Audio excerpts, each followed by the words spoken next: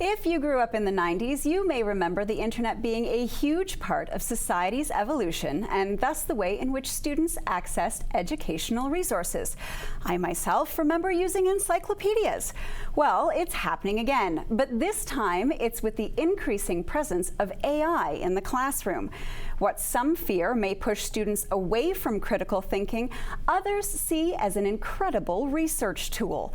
Jason Agnew chatted with Tony Anscombe, a global leader in IT, to get his thoughts on the potential for AI in the classroom and beyond. Well, AI should be seen as a research tool. And there are schools of thought where actually you should not allow the students to use it. But I believe that actually it's a tool that they should use. It's a reference material. But what we should be teaching them is actually how to use it as a tool and to verify what comes out of AI and then to put it into their own words. So for me, it's more like the old encyclopedia was when maybe you and I were at school.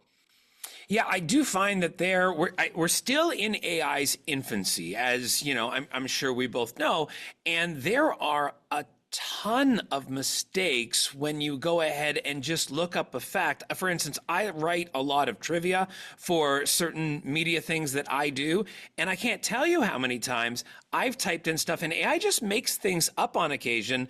That has to be a huge concern for students that just take that as fact.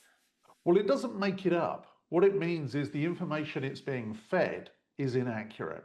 So AI is using the wealth of the information on the internet then to give you an answer. But of course, if that information is wrong, then it's churning out the wrong information, which is why I think it's important to understand it's a tool for gathering information and then you need to verify it.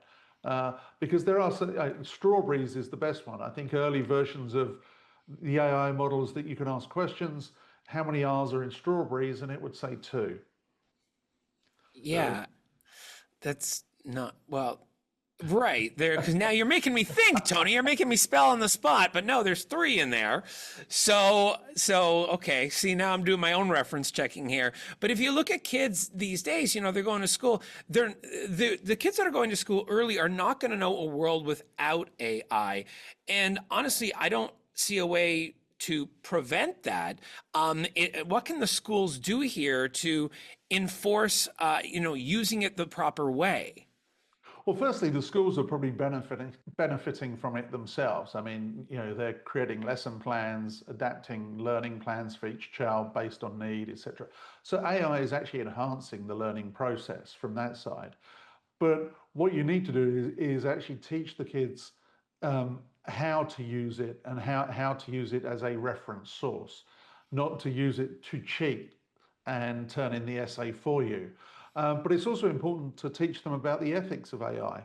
Where is the information coming from? How does the modeling work? Why does it churn out the wrong things now and again? So make sure they're questioning it. Make sure they understand that when they upload something and ask it a question, whatever it is they upload, that actually that's now part of the model and it's in the public domain. So potentially you may be breaching your own privacy, putting your own details out there when you didn't mean to. I think that also applies to the internet in general and images now as we get into this weird world. It's funny, though, that you say using it as a reference tool. I see the purpose for that, but I find one of the things that a lot of people do use it for is to polish a work. You know, you write an email or you write a document and then you want to make that sound better, sound more polished, change the tone. I think that's been a great use for AI in business. I can see it working in school, but do you also think that that can, again, take away from the thinking of sentence structure and all of that we would have learned in school? Well, it may also over polish. So what I mean by that is, you know, there are certain phrases and terms and words that you and I probably use in our written language continually. So I can probably identify, if I read a lot of what you read, then I'd be able to identify that that's your voice. Once you start polishing everything through AI, then your voice starts disappearing. So actually, I think a teacher would easily look to see suddenly, the A or B grade student has just turned in something that looks more like a PhD student should have turned in.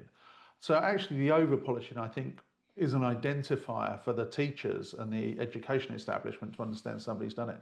But I think it's important that written work still has your voice in it and the words that you use, the sentences that you speak. And one thing that I think we often forget is you write for the reader. You don't write because you want to be clever and use these big words or fancy constructs in sentences. You write specifically for the person to read it. Yeah. And I think you lose some of that as well when actually AI generates that text.